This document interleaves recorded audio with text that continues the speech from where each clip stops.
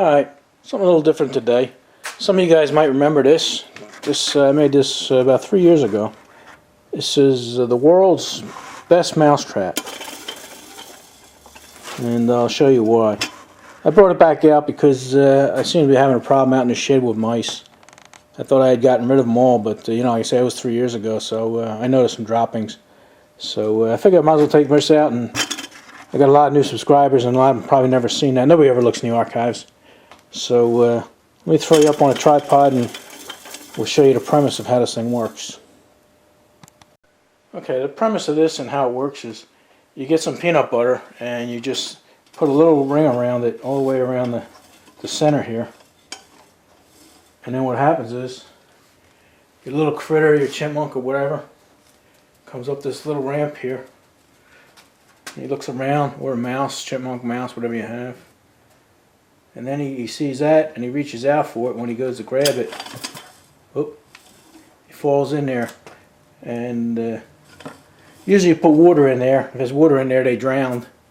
And if you don't want to kill them or take them somewhere else, you have to put sawdust or leaves or something soft in there so they can't get a good come, because they can jump out. This isn't even a 5-gallon pail. This is only a 2.5 gallon, I think, 3 gallon. But I got no use for mice. Some people do, you know, they feed their snakes and stuff. And some of them don't like to kill things, so they release them somewhere else. But I usually put water in them. I got no use for them. They just keep destroying stuff in my shed. So that's the premise of this thing. So I'll take it apart, show you what you need to put them together. Yeah, there's really nothing to these. You just need a 5-gallon pail or something like that. And right here, this is just a piece of coat hanger. And all I did was put a little 90-degree bend on one end. And then you need your Coke can. Drill a tiny little hole in the back and one right in the front. You want to center it. Or you could use a plastic bottle or just about anything. Anything round will work. And then these little things here, this was just a straw. You know, a regular drinking straw. Just cut to center that thing so it won't move back up and back. And then you just drill a tiny little hole. Is just enough to fit your wire in here. Where you at? So you fit your wire in. And then you take one of your pieces of straw, stick that in, and then your tin can.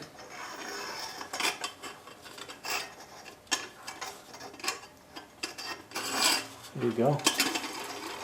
And then another piece of, I'm trying to keep you guys in the screen here. Then another piece of straw, and then that goes to this other hole that you have on the other side. Now you can either put a piece of tape on there or something, or bend it over and keep it in place. I'm going to put a piece of tape on it. Like I say, you don't really need it, but that'll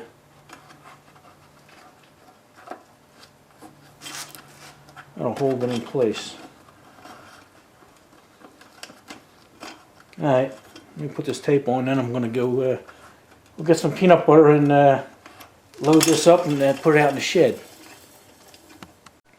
We got peanut butter here. It's crunchy. It's a lot easier if you got the smooth stuff when you put it on, but either one will work.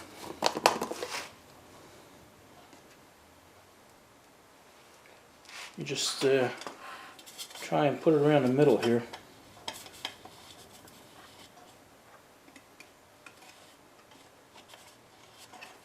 You want to try and make it equal so that the thing will spin pretty good. Put a lot on there because these guys, you want to treat them right. They don't really need much, but like I say, you want to try and make it an equal amount. You see, it feels like it's a little heavy on the bottom there.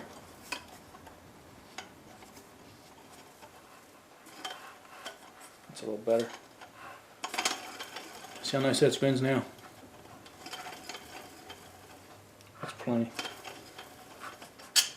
See, them straws keep it from this thing from going side to side.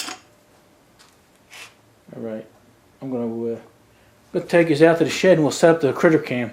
Sometimes I hope it gets it because the critter cam, sometimes it takes a half a second for it to kick in when it sees an animal or something. But we'll see. Alright, I'm going to put a little water in there.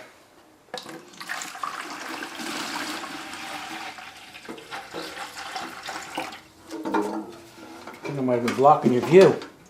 How's that? Is that better?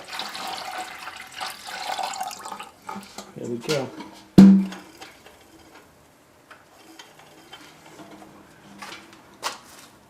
Alright, I got the critter cam hooked up down there. And there's the bucket. Got a little piece of wood going up there, but you probably don't need that. I mean, them mice, they'll climb all over these, all this crap and junk in here and go up there.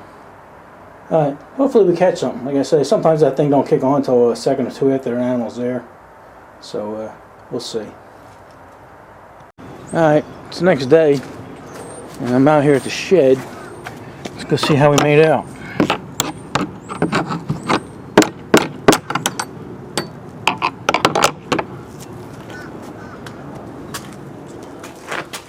Oh, looks like we got something. There you go. Alright, I don't know what we call it on the critter cam here, but we'll see. Alright, another advantage to these kind of traps here is you don't have to check it every day. I mean, if you have a dozen mice in here, you don't have to rebait it or nothing like that. You know, it'll just keep filling that bucket up. And then another good reason, you don't have to touch these things either. Take it and just dump this bucket in the woods or something. But alright, let's check the critter cam, see what we got. Alright, enough of this. Alright, I checked the chip in this camera, and it caught him going around there, and it caught him falling, but it didn't get the splash, because this critter cam here, only when it's in night mode and stuff like that, it only films for 9 seconds at a time. So he landed to 10 seconds. So at least you see him falling off the can. All right. I put the chip back in the camera and reset it, and we'll see if we have any more of these guys in here.